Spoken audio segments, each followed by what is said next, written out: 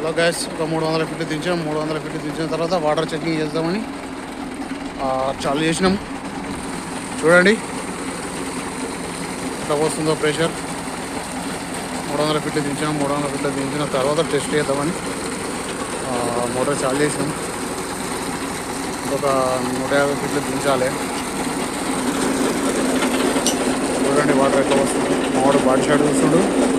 Water ఏమైనా ఎత్తుందో shock వస్తుందో అని చెప్పేసి వస్తలేదు. Completely okay.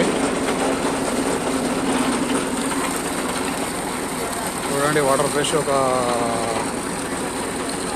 2 ఇంచ్ ఫుల్ వస్తుంది ఇప్పుడైతే. ఇది కొత్త పంపు కాబట్టి సిఆర్ఏ పంపు కాబట్టి ఓకే గ్యాస్. మళ్ళీ మొత్తం వర్క్ అయిపోయిన తర్వాత మళ్ళీ మీకు అప్డేట్ చేస్తాం.